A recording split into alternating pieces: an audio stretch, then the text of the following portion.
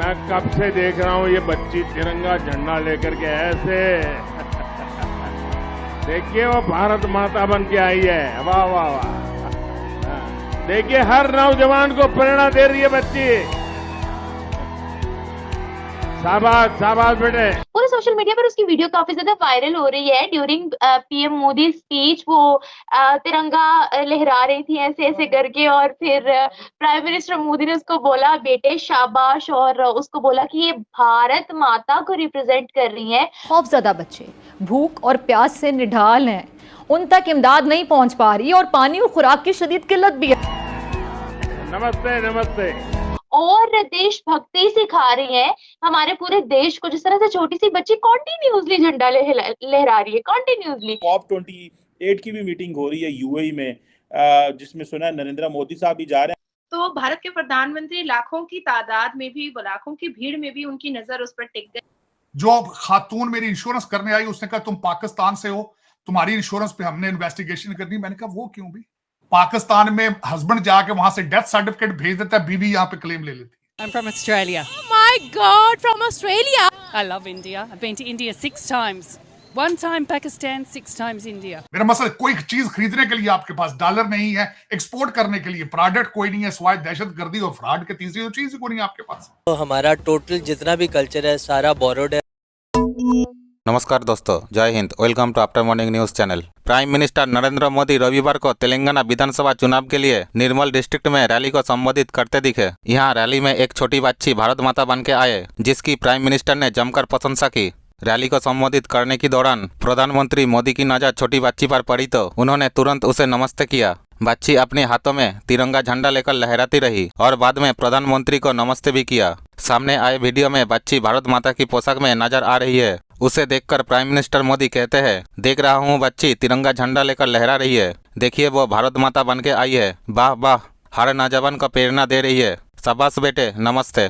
बता दें कि इस महीने के शुरुआत में भी प्राइम मिनिस्टर मोदी की छत्तीसगढ़ की रैली में एक बच्ची पहुंची थी, जो उनका स्केच लेकर बहुत देर तक खड़ी रही। जब प्राइम मिनिस्टर की नज़र बच्ची पर पड़ी तो उन्होंने वहां खड़े सिक्योरिटी गार्ड को बच्ची से स्केच लेने के लिए कहा था। इसके बाद उन्होंने वादा किया था कि वो बच्ची को चिट्ठी जरूर लिखेंगे।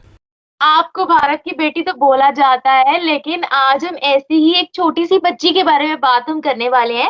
पूरे सोशल मीडिया पर उसकी वीडियो काफी ज्यादा वायरल हो रही है। ड्यूरिंग पीएम मोदी स्पीच वो तिरंगा लहरा रही थी ऐसे ऐसे करके, और फिर प्राइम मिनिस्टर मोदी ने उसको बोला बेटे शाबाश, और उसको बोला कि ये भारत माता को रिप्रेजेंट कर रही है और देशभक्ति सिखा रही है हमारे पूरे देश को, जिस तरह से छोटी सी बच्ची कॉन्टिन्यूसली झंडा लहरा रही है कॉन्टिन्यूसली। तो इससे पहले भी एक वीडियो देखने को मिली थी जिसमें एक बच्ची खड़ी हुई थी, प्राइम मिनिस्टर मोदी स्पीच कर रहे थे और उन्होंने उसकी प्राइम मिनिस्टर मोदी की उन्होंने स्केच बनाई हुई थी। तो प्राइम मिनिस्टर मोदी ने उनसे वादा भी किया कि उनको जवाब देंगे, उनको लेटर लिखेंगे और आशीर्वाद भी दिया। तो क्या कहती है मैम आप इन वीडियोस के बारे में?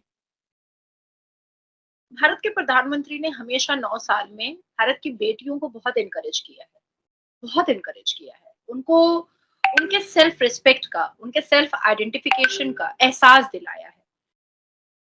एक गांधी परिवार से लेकर के मौन व्रत तक की सरकार थी जिसने कभी भी भारत की महिलाओं को ये एहसास नहीं दिलाया था कि फिर से झांसी की रानी आ सकती है, फिर से महारानी लक्ष्मीबाई आ सकती है, फिर से ऐसी ऐसी नारियां पैदा हो सकती हैं जो कहीं ना कहीं माँ दुर्गा, माँ काली, माँ लक्ष्मी और भारत माता जगधरती माता की का अवतार बन सकती है। हमारे हमारे मनोबल को, हमारे इंटेलिजेंट को, हमारे क्रेडिबिलिटी को हमेशा गांधी परिवार से लेकर के मौन व्रत की सरकार तक ने हमेशा रोका, हमेशा हमें वोकल नहीं होने दिया, हमेशा कभी भी हमारी क्रेडिबिलिटी को सराहनीय नहीं किया गया, कभी नहीं किया गया। पर 9 साल में विदाउट एनी डिस्क्रिमिनेशन भारत के प्रधानमंत्री ने बेटियों को इतनी उत्साह दी और इतनी एनर्जी दी और इतना एहसास दिलाया कि औरत वो होती है कि अगर पढ़ ले तो 2 संसार 2 परिवार पढ़ लेता है। तो आपका क्या ख्याल है? दूसरे जो आउटलेट्स है उन्होंने भी तो कैंपेन चलाई है ना, जो हमास ने किया था, वो भी रोज चलाते हैं और उसका रिएक्शन तो होगा, जाहिर है उसका रिएक्शन होगा। सोसाइटी को जब आप इतनी चीजें फीड करते हैं उसका रिएक्शन होगा। और दूसरा मैं ये सबसे आगे, उससे आगे चलते हैं चीमा साहब, अगर देखा जाए अब जिस तरह हालैंड की मैं बात कर रहा हूं, जो कि वहां पे वो वाइल्डर साहब है जो वहां पे जीते हैं इलेक्शन, ग्रीट वाइल्डर, जिनके पास 35 सीटें हैं, और वो भी बिल्कुल स्टीवर्ड के सके भाई लगते हैं, उनकी जो स्टेटमेंटें देखें। लेकिन चीमा साहब, मेरा एक क्वेश्चन मार्क है, मुस्लिम इमिग्रेशन ने आज तक सबसे पहले तो मैं ये पूछना चाहूंगा कि मुसलमान जो हैं वो वेस्टर्न कंट्रीज में लेने के आते हैं। अमेरिका जिस कंट्री में मैं यहां बैठा हूं, इसे क्रिश्चियन कंट्री, मुझे अगर इनके सिस्टम के साथ इख्तलाफात हैं, मुझे अगर क्रिश्चियनिटी से इतनी नफरत है, मुझे अगर जूदाइज्म से इतनी नफरत है, what the hell I am doing here to begin with. ये मैंने क्वेश्चन हर मुसलमान से यहां पूछा है, कोई जवाब सेटिस्फैक्टरी नहीं। कहते हैं जी हम मेहनत करने आए, मजदूरी करने आए, तो सऊदी अरब जाओ, जाके उसे जुतियां फ्री खाओ नालों नहीं।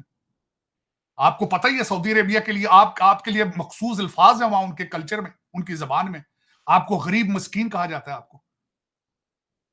तो फिर आप वहां जाए मजदूरी करनी है, तो आप यहां क्या लेने आए? ये तो क्रिश्चियन कंट्री। मैं चीमा साहब यहां लॉ स्कूल गया था, तो मेरे लॉ प्रोफेसर बताते थे कि यहाँ के रिलीजन के, यहाँ पे लॉ इनके कावानीन के ऊपर कैथोलिक रिलीजन की ठाप है। तो फिर यहां आप लेने क्या आते हैं?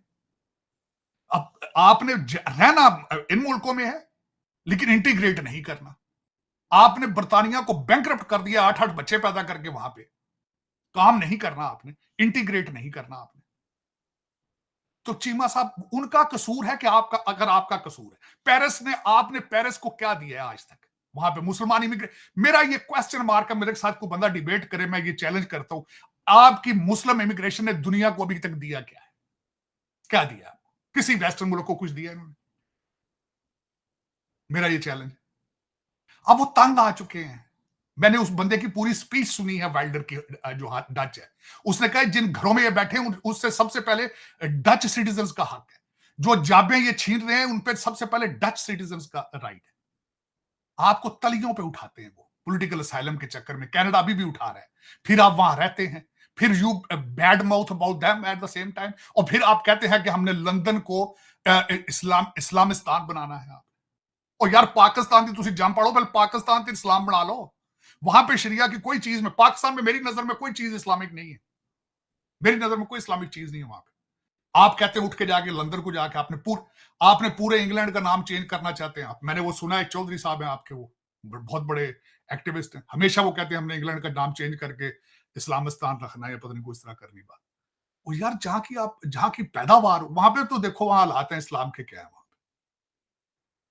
वहां सारा मुल्क जो, मुझे कल किसी ने मीम किया था, उसने कहा था अब तक इस्लामी कवानीन के मुताबिक सिर्फ सूर ही हमसे बच सका है।